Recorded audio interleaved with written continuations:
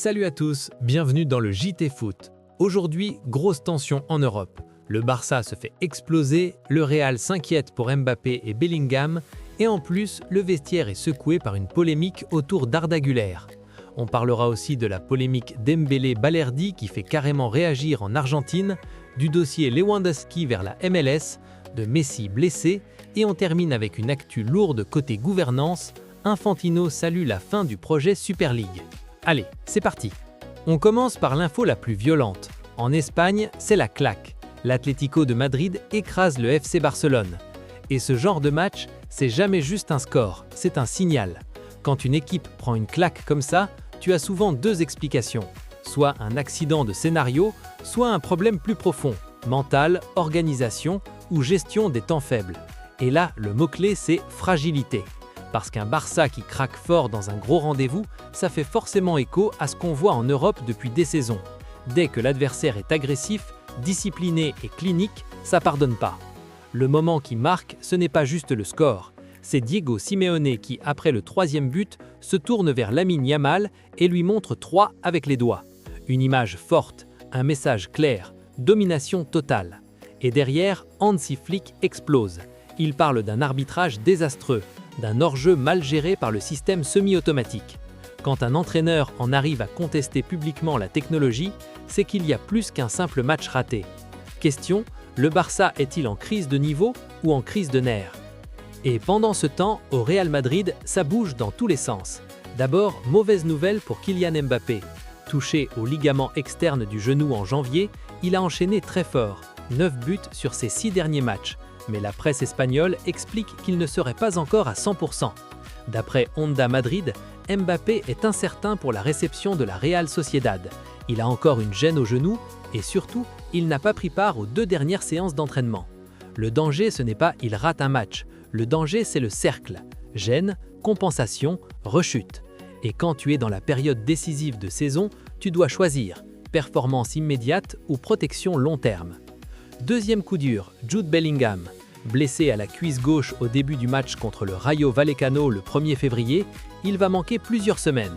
Le Real, c'est une équipe qui peut survivre à une absence, mais quand tu cumules un leader offensif incertain plus un moteur du milieu absent, tu perds en intensité et en contrôle.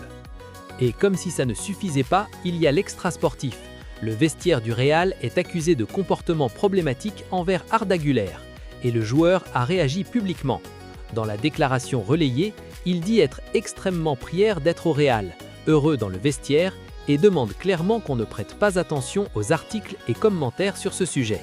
Ce genre d'histoire, même si ça se dégonfle, c'est toujours mauvais au timing. Parce qu'un groupe, quand il est sous tension sportive, tout devient amplifié. Blessures, ego, frustration, et ça peut créer des mini-fissures. Arsenal lâche 2 points à Brentford, 1-1. L'avance fond à 4 points. Et ça tombe mal, parce que l'infirmerie est pleine. Quand la pression monte, chaque point perdu devient une alerte. Mais la vraie bombe en Angleterre, c'est Manchester United. Jim Ratcliffe, copropriétaire du club, provoque un tollé national après des déclarations sur l'immigration. Groupes antiracistes indignés, supporters musulmans choqués, il regrette mais maintient son point de vue. Et là, on dépasse le football. Quand un propriétaire devient une source de division politique, le club entre dans une zone dangereuse. United n'avait pas besoin de ça. Aux États-Unis, Messi est blessé. Élongation musculaire. Incertain pour les prochains rendez-vous. À 38 ans, chaque blessure pèse double. Inter Miami dépend de lui. Sportivement, économiquement, médiatiquement. La question n'est plus est-il le meilleur, la question est combien de matchs peut-il encore enchaîner. Et en Espagne, énorme info dernière. Bilbao interdit d'inscrire des joueurs jusqu'en janvier 2027 par la FIFA, sans explication officielle. Ça peut totalement changer la trajectoire du club. On enchaîne avec une info mercato business intéressante. Alex Jiménez devient définitivement joueur de Bournemouth, transfert bouclé à 20 millions d'euros plus 5 millions de bonus, contrat jusqu'en 2031. Et là où c'est malin, le Real récupère 50% de l'indemnité. Pourquoi ? Parce que le joueur avait été vendu à l'AC Milan en 2024 pour 6,5 millions d'euros avec une clause sur la moitié d'un futur transfert. C'est exactement le modèle moderne. Tu laisses partir, tu développes ailleurs et tu gardes un pourcentage. Et si le joueur explose, tu encaisses sans le risque sportif. Un jeune de 16 ans fait parler, Sheriff Fofana, décrit comme un petit N'Golo Kanté par AS. Son profil, très gros volume, récupération, et il a même été surclassé jusqu'à rejoindre la Castilla d'Alvaro Arbeloa. Et la stat qui buzz, 13,4 km parcourus sur un match.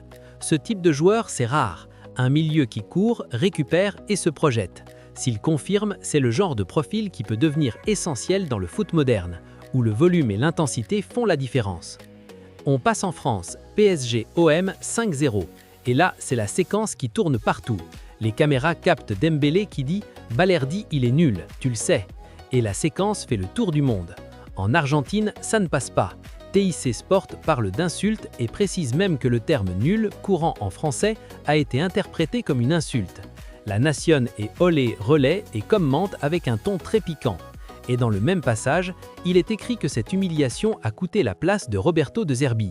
Le fond, c'est pas juste le chambrage. Le fond, c'est tout est filmé, tout devient viral et ça devient un sujet international. Et surtout, ça accentue l'idée d'un OM en crise post-claque. Et autre énorme dossier MLS, Lewandowski. Chicago Fire pousse très fort.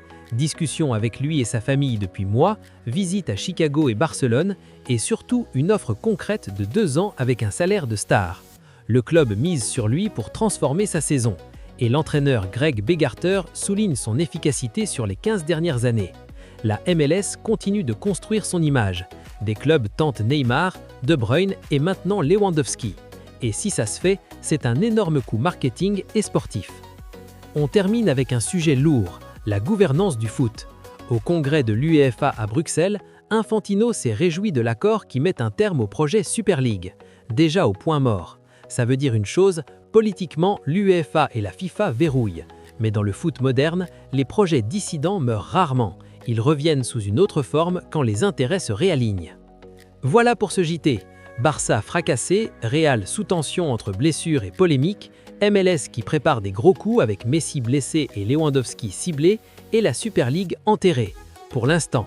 Dis-moi en commentaire qui est le plus en danger actuellement, Barça, Real ou l'OM. Et si tu veux un JT comme ça tous les jours, abonne-toi.